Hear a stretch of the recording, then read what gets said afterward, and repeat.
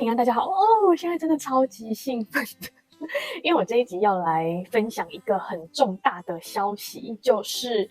我们要回台湾了。我真的超级兴奋的，因为我们上次回去已经是2019年的11月，而且那时候我是还没有结婚，我也还没有小孩 ，of course。我上一次主要是我老公跟我一起回去，然后见父母，所以就是准备要步入下一步的打算，也就是要回来美国之后就要结婚。所以经过3年之后，中间就是经过这个疫情，把大家都堵住啊，就都没有出国。就其实我们这3年就很想回台湾，因为上一次19年回去的时候，距离上一次回去也是隔了3年，所以就时间真的很快，又3年了。然后胚胎这次回去呢，主要我们也是要帮他报户口，也是让他跟家人增进一下感情。像我爸妈那时候来，就是我生孩子的前1个月，然后待到胚胎那时候2个月。所以应该也没有什么印象了，胚胎虽然说现在可能也没有什么印象，但是就是我觉得这一趟主要不是对胚胎，主要是对家人们，像是我婆婆啊，或者是我婆婆还蛮常见到胚胎的，我爸妈就真的比较久，所以上一次那时候刚生2个月，所以大概5月，到现在这一次回去就已经3月了，就真的是整整快1年的时间。然后小孩子在长又很快，所以其实有很多的变化是你透过视讯或者是影片，不管我 PO 了多少胚胎的影片或什么，就还是会少一份东西嘛。所以我们就这一次主要就是有比较长的时间，让他们就是祖孙可以有这个相处的时间，然后呢，也让 Jason 的阿嬷还有他的爸爸，也就是我的公公，然后胚胎的阿公，就是见一下，因为那些还没有见到，然后还有其他的家人还没有见到的，这一次就会是第1次见面这样子。所以对胚胎来说，主要就是这个目的。就 before 他长得已经哇这么大了，然后都还没有见过这些什么叔叔阿姨、什么舅公，很多都还没有见过，所以主要就是让他们就有参与到这个小孙子或者他们的下一代的下一代就在长大的一个过程。我跟我老公回去就是见亲友啊。就真的是很久没见了，然后每一次我们过往回去其实都是大概2周的时间，所以其实都很仓促，很多朋友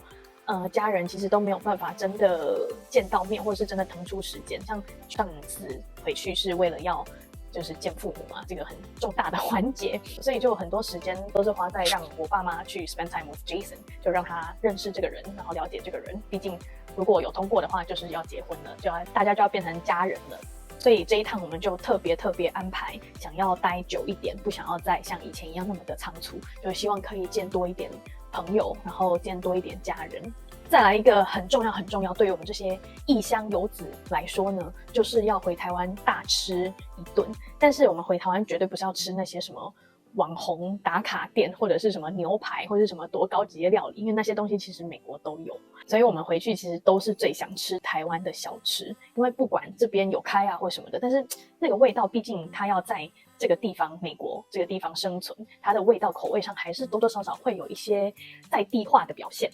所以就会比较是口味还是会有一点调整啦，不是那么的道地，所以回台湾还是最好吃的。所以我们就非常期待回台湾可以好好的吃所有我们想念的台湾味。讲到这个要跟我们约的朋友呢，很抱歉我没有办法跟你们约在一些餐厅吃饭，因为吃一顿饭，我那一顿吃饱了之后，我就没有位子再去装其他的夜市的东西，或者是其他我在这里朝思暮想的一些很古早味的面摊，或者是那种辣色崩、肉辣崩的店，所以请原谅我们真的没有办法跟你们约吃正餐。对，因为我们的胃有限，所以这点就请你们可以见谅一下。所以如果要约的话呢，我非常愿意，就是非常热情的想要你们可以推荐一些，例如说好吃的糕点，或者是下午茶，或是那一间店它的什么蛋糕很厉害，哪一个东西很厉害，我们可以去吃这种小东西，然后点一下胃。因为毕竟我还是很想念亚洲，像台湾的糕点就还是精致很多，所以我很期待这个。所以如果是要跟我们约的人呢，就可以把你的口袋名单拿出来献宝一下，让我知道原来台湾有这些厉害的 bakery 或者是厉害的你知道甜点啊，然后糕点类的。另外一个呢，就是也是回台湾来搜寻一下要教胚胎学龄前的一些教材，所以主要就是这方面，就是 spend time with friends and families and spend time with Taiwan。 其实我们本来1月就要有计划要回去一起过年，但是那时候当我们有这个想法在计划的时候，就身边突然听到好多人都要回去过年，然后就哇，好像有点可怕，因为我们其实没有给胚胎打那个 COVID 的疫苗，所以凡事还是谨慎一点，不怕一万只怕万一嘛。所以当然是不想要小孩子生病，生病我们大人也跟着累，所以大家都平安健康是最好的。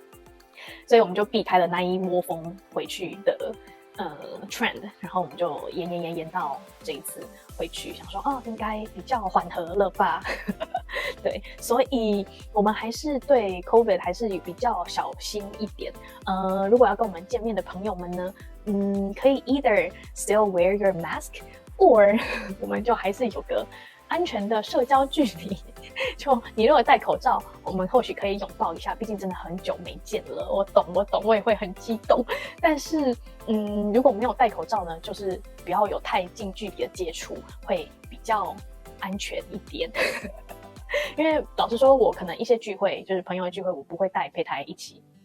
但是毕竟我跟你们见面，那我就是 expose， 那我回去万一真的怎么样了，我回去我是会带给我的家人们，那我也不希望这样。那当然大家都平安健康是为上策，毕竟我们已经没有回去很久了嘛，就已经又隔了3年，所以有很多的可能夜市啊，或者是例如说台北，像我不是台北人，然后我老公跟台北也不熟，所以如果我们到了一些城市，可能会赶快用 Instagram 的 Story 就问一下大家有没有在地人或是知道的人，推荐一些吃的，或者是推荐一些观光景点之类的。所以请大家在这段时间就尽情锁定我的 Instagram， 那还没有追踪的呢，就追踪起来。那希望你们就可以提供给我们一些在地人的指引，帮助我们在有限的时间里面可以好好的再去探索台湾。然后比起单独约呢，我是比较 prefer 可以一起约，就例如说我们有共同朋友，那我们就可以一起约一个时间，然后大家叙叙旧聊聊天，然后看看最近这几年有没有什么 updates 啊，然后就是更新一下彼此的近况。如果可以的话，我会觉得大家就是一个时间这样，然后大家一起见面。这一次回去也是我们第一次带 baby 回去。等我们从台湾回来之后，我们会整理一些例如说带嫩婴1岁以下的嫩婴，要订机票啊，有什么相关注意事项，要怎么订到前面有那个摇篮的位置啊，或者是我们带了哪些东西啊，然后整个飞行的过程，因为这个是很多父母都会很紧张的嘛，如果要带小孩子坐飞机旅游，或者是我们调时差这个过程，听起来很可怕，我还没有走到，但是我已经有点剉咧等，但 we'll see how it goes。所以我等台湾这一趟回来，就会整理这一系列的给大家，然后可能还会包括我们在台湾买了什么回来啊，我们的战利品有哪些东西啊，就对我们在国外的人来说，回台湾想要买什么啊这类的。所以就等待我从台湾回来整理这些给大家。那今天影片就先到这里，就是要跟大家宣布这一个消息，就是我们3月2号会落地台湾，所以当你看到这支影片的时候，大概在4天我们就会到台湾了。对，所以敬请期待，我们也很期待，我们真的很期待，很想念台湾，很想念大家。那我们就希望有缘相见，在台湾这块土地上。那今天的影片就先这样咯，我们下礼拜见，or 台湾见，拜拜。